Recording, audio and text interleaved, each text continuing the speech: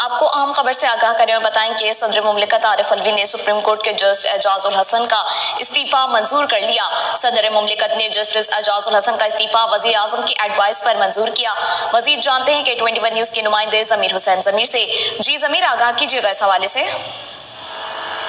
जी बिल्कुल, सदर मुमलिकत डॉक्टर आरिफ अलवी ने सुप्रीम कोर्ट के जज जस्टिस एजाजुल हसन का इस्तीफा जो है वो मंजूर कर लिया है और बकायदा तौर पर ये इस्तीफा जो है वो सदर मुमलिकत को भिजवाया गया था और गुज़श्ता जो है वो गुज़श्ता दिन को जो है बकायदा तौर पर ये जस्टिस एजाजुल हसन ने जो इस्तीफा दिया था और सदर मुमलिकत को भिजवाया गया था, तो आज सदर मुमलिकत ने उनका इस्तीफा जो है वो मंजूर कर लिया है और जस्टिस एजाजुल हसन ने आइन के आर्टिकल 179 और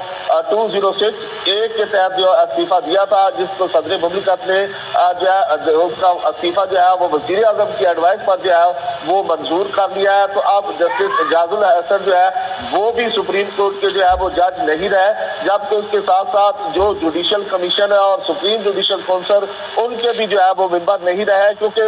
जब वो ओहदे पर तैनात थे तो वो जुडिशल कमीशन और सुप्रीम जुडिशल काउंसिल के भी मेंबर थे। तो अब उनका इस्तीफा जो है वो सदर मुमलिकत ने मंजूर कर लिया और बकायदा तौर पर कल उन्होंने इस्तीफा दिया था जो भिजवाया गया था। तो आज सदर मुमलिकत डॉक्टर आरिफ अलवी ने उनका इस्तीफा जो है वो वज़ीर आज़म की एडवाइस पर जो है आर्टिकल 179 और 206 एक के तहत जो है वो मंजूर कर लिया है। जी, तफसीलात के लिए शुक्रिया जमीर हुसैन जमीर।